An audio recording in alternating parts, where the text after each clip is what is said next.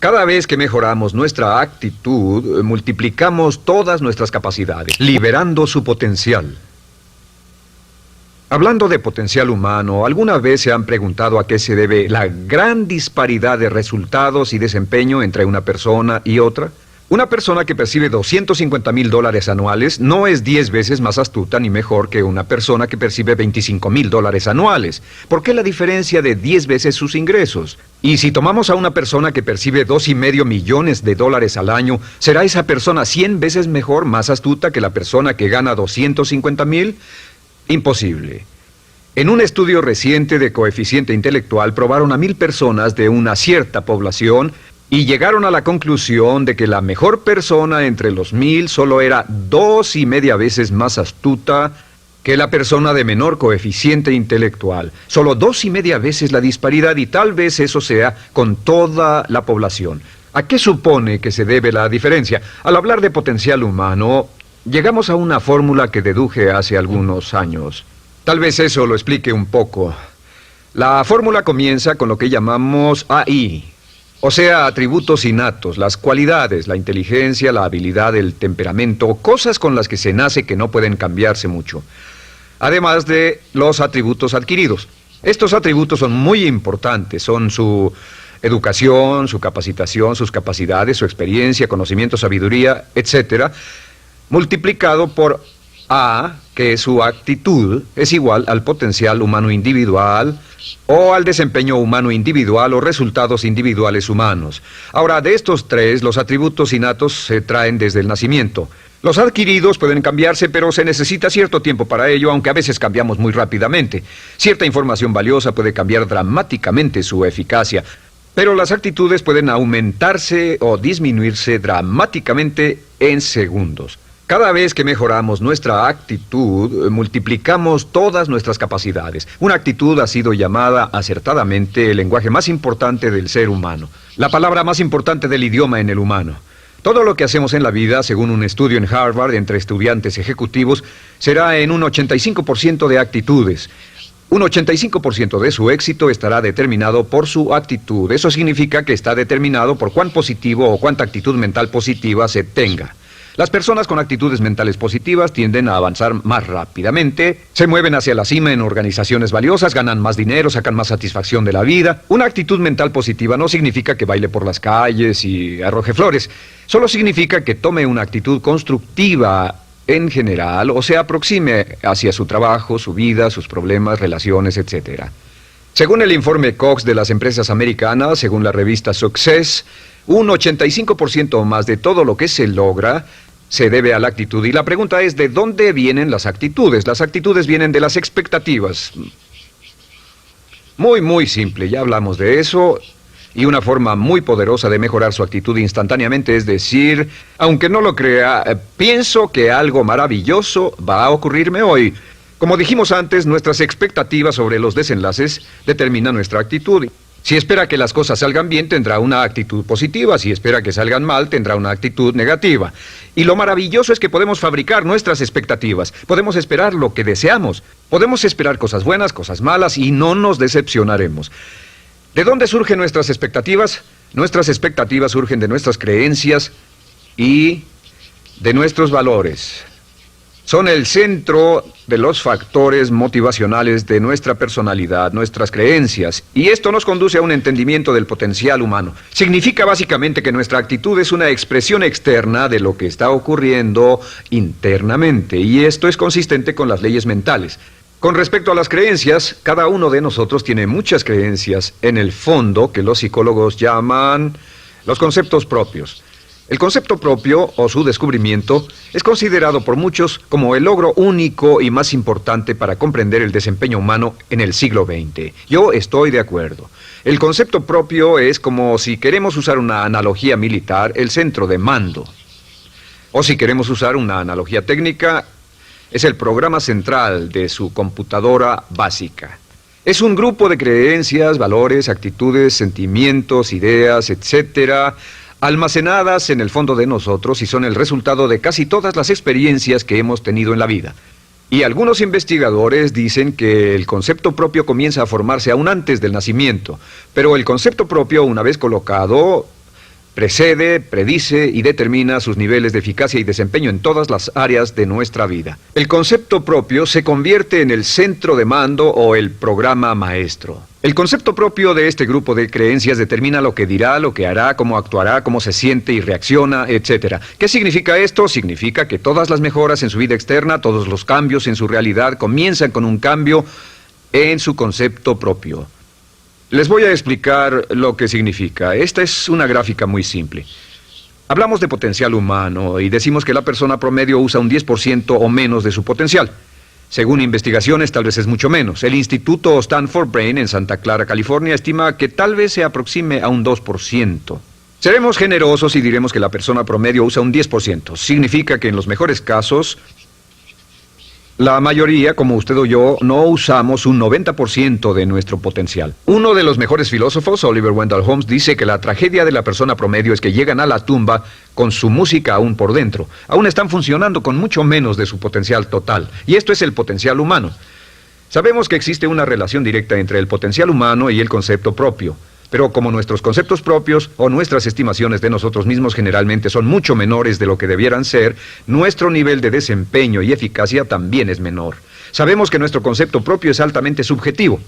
¿Qué significa esto? Significa que el concepto propio, lo que pensamos que es cierto sobre nosotros mismos, no está basado en la realidad, está basado en información que hemos tomado y aceptado como cierto, hasta el grado en que creemos lo que sea de nosotros mismos y se vuelve cierto para nosotros porque actuamos de una forma consistente con ello. Algunas personas que leen sus horóscopos y creen en horóscopos predicen su futuro. Hay algunas personas que toman la crítica y las opiniones de otros a quienes ni siquiera respetan y hacen suyas esas ideas, dando un resultado muy negativo. Lo que piense, lo que acepte como cierto, se vuelve cierto para usted. También sabemos que como adultos tenemos una variedad de conceptos propios. Tenemos un concepto propio de cómo vestirnos, cuánto pesamos, lo que comemos, lo bien que podemos hablar en público, qué tipo de padres somos, qué tipo de hijos somos con nuestros padres, qué tipo de esposo o esposa somos, qué tipo de amante, de conductor. Lo interesante de manejar es que todos los hombres tienen un concepto muy positivo con respecto a esto. Las mujeres no entienden esto, pero los hombres nacen con un genio inherente para manejar. Todos los hombres son choferes excelentes. Si no lo creen, todo lo que tienen que hacer las mujeres que están viendo esto es pensar en la última vez que trataron de corregir la forma de conducir de un hombre y recordarán que no obtuvieron buenas respuestas. ¿Cómo respondemos ante alguien que desafía nuestro concepto propio, sugiriendo que no somos las personas que pensamos ser? Estamos a la defensiva, nos enfadamos, nos irritamos, es difícil que nos traten. Tenemos un concepto propio de lo creativos que somos, lo inteligentes, lo rápido que leemos, lo bueno que somos en los deportes, y si practicamos una gran variedad de ellos, tenemos un concepto propio para cada uno de ellos. Tenemos un concepto propio de lo bien que cocinamos, de lo bien que educamos a nuestros hijos, de lo bien que limpiamos nuestra casa, los autos que manejamos, etc. Y también de lo que valemos por lo que ganamos. Es muy interesante saber que nunca ganamos más del 10% de nuestro concepto propio en ingresos. Nuestro concepto propio determina nuestro nivel de ingresos. Este nivel de concepto propio se llama zona de confort. Y aunque querramos más dinero, veremos que la tendencia humana natural de todas las actitudes es luchar por lograr entrar a la zona de confort y luego quedarnos ahí.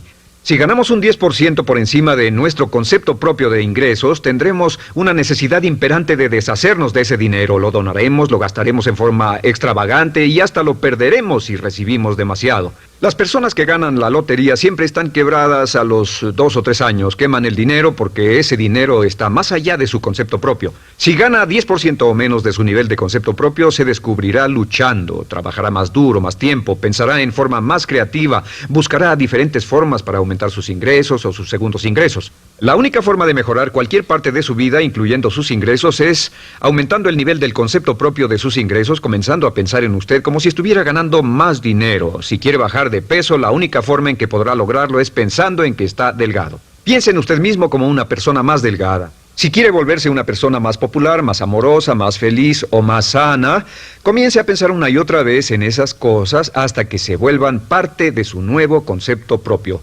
Hablaremos de eso más adelante. Es una parte esencial de la programación de su mente hacia el éxito.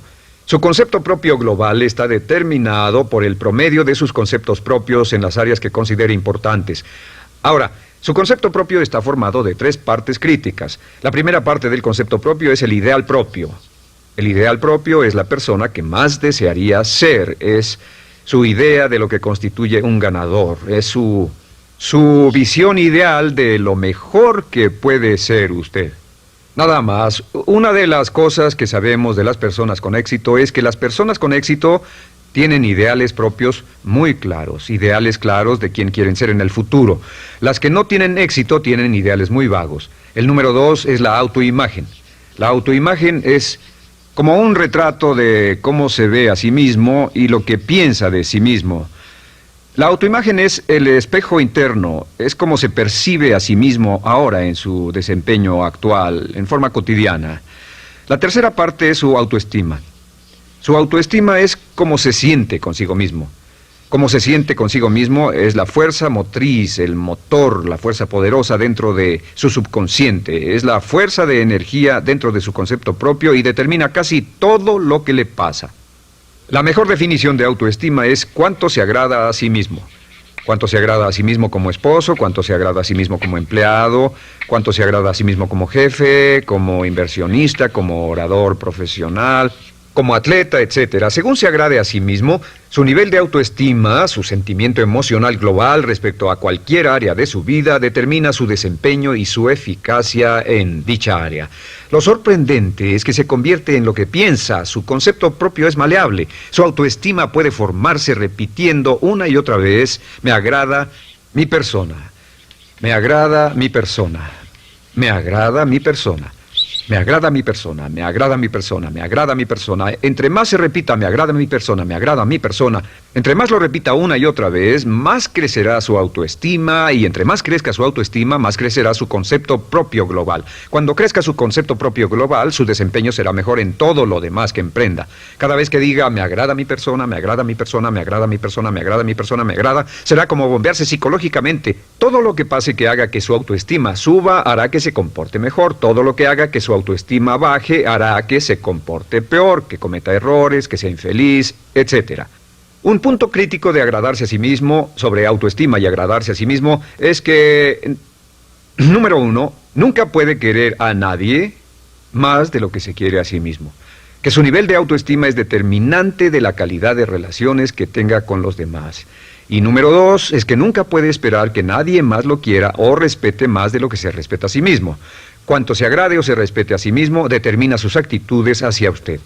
Todas las escuelas de psicología actualmente están de acuerdo en el hecho de que depende de lo que usted realmente se quiera y se respete a sí mismo como un ser humano valioso e importante, tiene efecto sobre todo lo que le pase. Cuánto se agrade a sí mismo y lo que puede hacer es mejorar su autoestima diciendo me agrada mi persona, me agrada mi persona, me agrada mi persona, me agrada mi persona. Y esto nos lleva a la pregunta, ¿de dónde viene el concepto de autoestima? Y descubrimos que el concepto propio es maleable, puesto que no nace con este concepto propio, no nace con ninguna idea sobre sí mismo, no nace con autoimagen ni autoestima, nace en cierto modo como potencial propio. Es la mejor forma de plantearlo. La persona promedio llega al mundo como potencial puro. Y no tiene el concepto propio de que todo lo que es ahora, todo sentimiento que tiene, toda actitud o valor, tuvo que aprenderlo en el transcurso de su vida. También sabemos que el niño llega al mundo con una necesidad imperante de amor y contacto. Y como una gran cantidad de investigaciones lo indican, necesitamos mucho amor y contacto durante toda nuestra vida, pero en especial durante nuestros años de formación, porque de niños aprendemos quiénes somos, cuánto valemos, si somos importantes, inteligentes, amorosos, chistosos. Todo esto lo aprendemos por la forma en que nuestros padres nos tratan. Si nuestros padres, nuestros parientes, tíos o tías, en especial nuestros padres, nos tratan como si fuéramos realmente importantes, crecemos pensando que somos realmente importantes, pero si nuestros padres no lo hacen, pasa algo más. Sabemos que los primeros años de vida son los más importantes para el desarrollo del concepto propio, que un niño comienza a partir de cero. El niño nace sin saber quién es él o ella. Son sumamente valiosos el primero, segundo, tercero, cuarto y quinto años de vida. Algunos psicólogos pensaban que eran los 5 primeros años, pero ahora dicen que son los 3 primeros años. En sus 3 primeros años de vida el niño aprende quién es y dicen que si se les da suficiente cantidad y buena calidad de amor en los 3 a 5 primeros años, los prepara usted de por vida. Los coloca en una base sólida de autoestima y confianza en sí mismos, valor e importancia realmente. Existe una relación directa entre la calidad y la cantidad de amor y el desarrollo de una personalidad sana. Entre más amor, amor incondicional, reciba un niño en sus años formativos, más fuerte será la base de su personalidad. El reverso de la educación es que casi todos los problemas de psicosis, neurosis, perturbaciones de la personalidad y problemas de comportamiento surgen de los problemas que se tengan con el concepto propio. Ahora observemos a los adultos. Aquí está nuestra personalidad adulta. Si nos observamos, podemos llegar a reparar nuestras bases, por así decirlo, repitiéndonos una y otra vez: me agrada mi persona, me agrada mi persona, me agrada mi persona, y llevamos ese concreto reparador hacia la base de nuestra personalidad. Los niños necesitan el amor como las rosas necesitan la lluvia. Los niños que carecen de amor a menudo mueren por escasez de amor. Es una enfermedad llamada marisma. Ahora, ¿qué más sabemos sobre los niños? Sabemos que los niños llegan al mundo con dos atributos notables. El primero es que no sienten temor. Los niños nacen sin temores. No temen a nada excepto a caerse y a los ruidos fuertes. Y esto se expresa en sus actitudes: yo puedo. Los niños llegan al mundo pensando que pueden hacer cualquier cosa, y quien haya criado a un niño hasta la edad de 3, 4 o 5 años sabe que debe pasar esos primeros años evitando que se maten, porque son como pilotos japoneses, porque no le tienen miedo a nada. Su segundo atributo es que llegan al mundo totalmente espontáneos. Dicen lo que quieren, hacen lo que quieren, son totalmente desinhibidos. Totalmente. Ellos no temen hacer nada de lo que desean, y esto se expresa en su actitud: no quiero. No tengo que hacerlo. Si ha tratado de controlar a un niño, lo habrá visto. Lo primero que dicen cuando comienza a darle órdenes, lo primero que aprenden es: no tengo que hacerlo. Claro, a veces cambiamos sus mentes de una u otra forma, pero estos son los dos atributos con los que los niños llegan al mundo. Llegan al mundo sin temores y desinhibidos. ¿Qué significa esto? Significa que nuestro derecho innato natural es no ser temerosos y ser desinhibidos. Y solo cuando podemos crear la misma situación en nuestra vida adulta, cuando no tememos y somos desinhibidos, nos sentimos a gusto con nosotros mismos. Las mejores organizaciones, las mejores compañías son las que crean un ambiente donde nos sentimos sin temores y sin reservas para ser nosotros mismos y para hacer lo mejor de nosotros. Al crecer descubrimos que los niños aprenden de dos maneras. La primera es por imitación. Imitan a uno o a ambos padres, en especial al padre dominante. Algunas veces el padre dominante cambiará cuando crezca el niño, y a veces los niños imitan al padre, a veces a la madre, pero aprenden por imitación. Muchas características y hábitos que tenemos como adultos los aprendimos de nuestros padres. ¿Alguna vez ha tenido la oportunidad, ha tenido la ocasión de gritarle o reñirle a uno de sus hijos? Verá que le dice las mismas cosas que le dijo su padre a usted cuando era niño. Así que imitamos. A veces imitamos su caminar, a veces su forma de hablar, a veces imitamos sus valores, sus creencias, etc. Aunque esos valores y esas creencias no tengan ningún valor. ¿Por qué? Porque nuestros padres eran así cuando nosotros éramos niños. La segunda forma en que aprendemos es pasando de la incomodidad, lo que no se siente bien, hacia la comodidad. Freud llamó a esto el principio del placer. O sea que nos movemos hacia aquello que nos hace sentir cómodos, lo que nos da placer, lo que nos hace sentir bien con nosotros. Nos movemos de la incomodidad hacia la comodidad. Así es como aprendemos a no mojar el pañal, por ejemplo. Sabemos que no es agradable caminar con popó o pipí en nuestros pañales. Vemos lo que hacen nuestros padres, vemos lo que nuestros parientes hacen y decimos: estas personas no hacen lo que yo. Así aprendemos a caminar y lo demás. Así que de la incomodidad hacia la comodidad.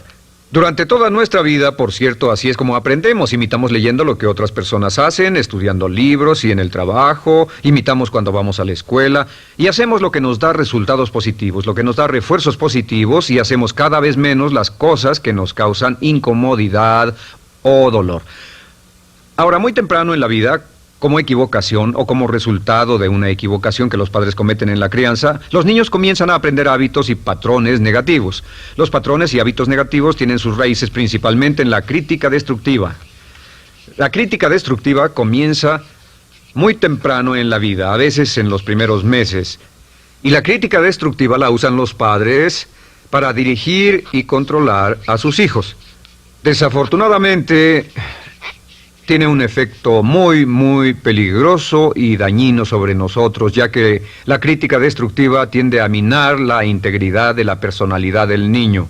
Muchos de nosotros, incluyéndome a mí y a muchos de ustedes, nos hemos visto minados y heridos por la crítica destructiva más que todas las guerras en la historia. Ahora, como resultado de la crítica destructiva, comenzamos a desarrollar hábitos y patrones negativos. Los patrones de hábitos negativos son respuestas condicionadas hacia los estímulos. Los patrones de hábitos negativos se desarrollan en los inicios de la vida. Se desarrollan como resultado de una repetición del temor y el dolor una y otra vez. Se desarrollan como resultado de la crítica destructiva, el castigo físico, etc. En los inicios de la vida comenzamos a desarrollar dos manifestaciones que nos persiguen durante toda nuestra vida y más que ninguna otra cosa inhiben nuestro potencial. La primera es la llamada patrón de hábito negativo inhibido. El patrón de hábito negativo inhibido se aprende cuando al niño le dicen una y otra vez no. Aléjate de ahí, no toques eso, y se le castiga. Cuando el niño intenta algo nuevo, o se involucra con algo, o huele algo, o derrama algo, o rompe algo accidentalmente, el padre estalla y se enfada mucho. Como ven, el niño está impulsado por la curiosidad insaciable de explorar su mundo. Y lo que pasa es que cuando lo explora o se interesa y echa a perder algo, si el padre reacciona golpeando al niño, el niño comienza a pensar cada vez que intento algo nuevo, cada vez que intento algo diferente, cada vez que voy más allá de mis límites, cada vez que me salgo de mi zona de comodidad, cada vez que no juego sanamente, me golpean, me castigan, me lastiman, me envían a mi alcoba y me siento mal. Y muy pronto el niño desarrolla el sentimiento de no puedo, no puedo. No puedo. Cada vez que trato algo diferente, me castigan.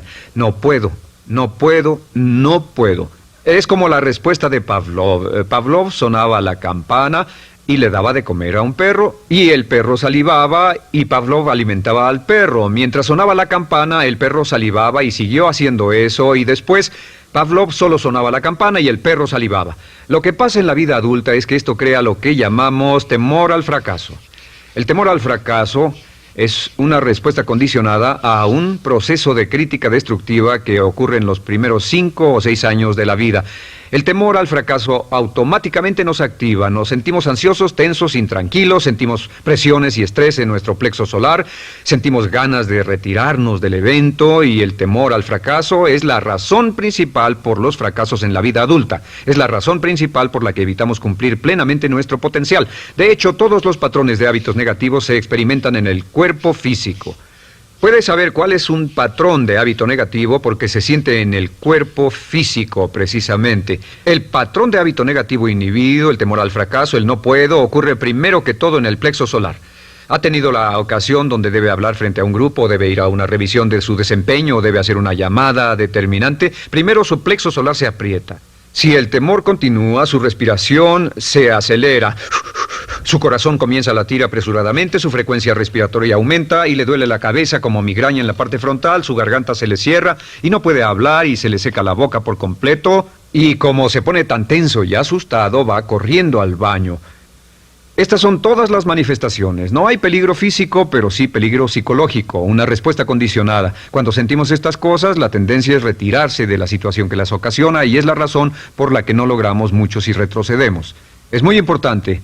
El segundo patrón de hábitos negativos es el compulsivo.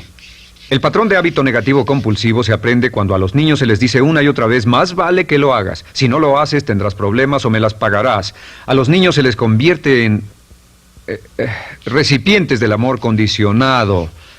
Los padres no intentan hacer esto, pero lo que hacen es sugerirle al niño, no te amo, por lo tanto no estás a salvo, a menos y hasta que hagas lo que yo quiero. El niño crece sintiendo, tengo que hacer lo que quiera mi mamá. Debo complacerla, debo complacer a papá, debo complacer a los demás, debo complacer a mis parientes, y a veces debo complacer a mis semejantes, debo complacer a mis maestros, debo complacer a todo el mundo, y crecen con esto, debo. No puedo hacer lo que quiero hacer, debo hacer lo que complace a las demás personas. Este patrón de hábito negativo muy temprano en la vida se traduce en el temor al rechazo. El temor al rechazo lo experimentan los hombres como adultos como un comportamiento tipo A. Hablaremos del comportamiento tipo A posteriormente.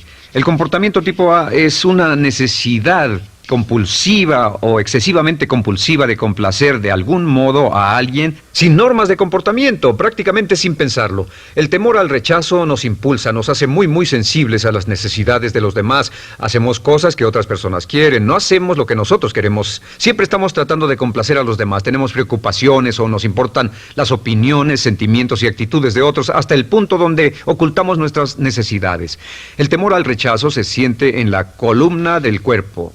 Se divide el cuerpo a la mitad y se siente hacia abajo en la mitad posterior del cuerpo. El primer lugar donde comienza a sentirse el temor al rechazo es generalmente en los hombros y el cuello. Nos sentimos entumidos, duros, tensos. Cuando tenemos mucho que hacer sentiremos un estrés tremendo en la columna. Los músculos se estiran en la parte posterior.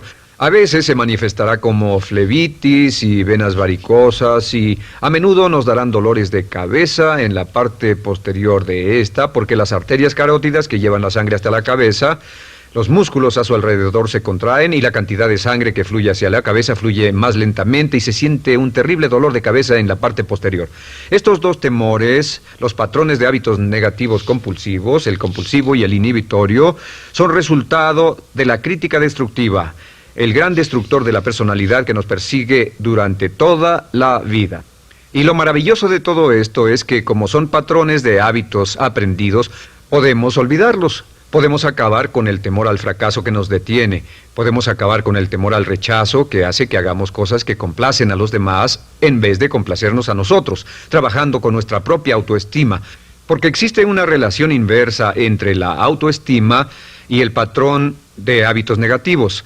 Porque entre más se agrade a sí mismo, menos teme al fracaso. Entre más se agrade a sí mismo, menos teme al rechazo. Entre más se agrade a sí mismo, menos temerá a cualquier cosa. Y si sigue repitiendo, me agrada mi persona, me agrada mi persona, me agrada mi persona una y otra vez, si sigue diciendo esto, con el tiempo su autoestima sube más y más y más y más y sus temores desde luego bajan. Cuando su autoestima sube, sus temores van en dirección opuesta. Ahora, ¿cómo enfrentar la crítica destructiva si debe criticar a otras personas? Pues eso es muy simple. Muchos padres nos han preguntado eso. ¿Cómo se controla a los niños? Una de las claves para controlar a los niños es dirigirlos para que hagan algo constructivo en lugar de hacer algo destructivo. Otra cosa que debe recordarse es que lo que quiere hacer es que quiere dar una crítica informativa, crítica constructiva, lo que significa que se les dice a los niños lo que pueden hacer o a los adultos lo que pueden hacer mejor. Todo el propósito de dar retroalimentación de cualquier tipo es mejorar el desempeño. Si es padre o si es jefe o si es una persona en una relación, si una persona está haciendo algo malo o inadecuado, todo el propósito de darles cualquier tipo de retroalimentación es para que puedan hacerlo mejor. Sin embargo, existe una relación directa entre la autoestima y la crítica destructiva. Cada vez que se critica a una persona, su autoestima baja. Y cada vez que su autoestima baja, su habilidad para desempeñarse baja. Si critica a una persona en forma destructiva demasiado tiempo, llegará a un punto donde no intentarán nada. Se convierte en lo que llamamos hipersensible.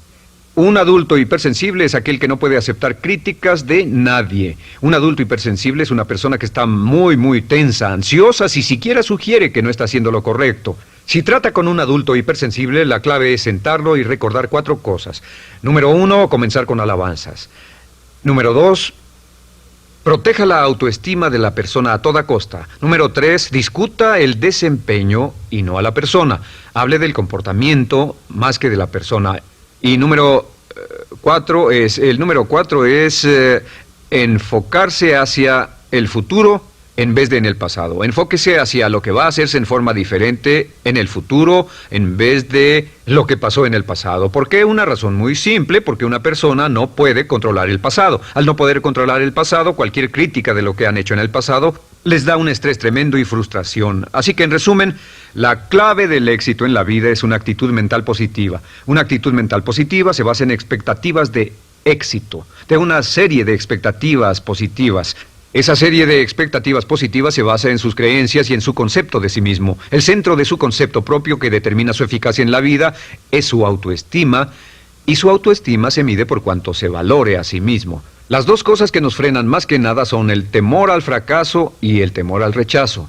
Y uno de nuestros secretos centrales de éxito es este: Conviértase en un organismo generador de autoestima perpetua. Haga continuamente cosas para usted mismo, hacia sí mismo en su vida, que hagan que se agrade a sí mismo, que se ame, que se acepte, que se respete, que hagan que se sienta fantástico con usted mismo. Si es un jefe o un padre, no olvide que la clave para el máximo desempeño en su hogar y en su trabajo es hacer que las personas se sientan maravillosamente consigo mismas. Entre mejor se sienta consigo mismo y más se agrade, más probable será que logre que las personas a su alrededor lo quieran, lo acepten, lo respeten, se respeten.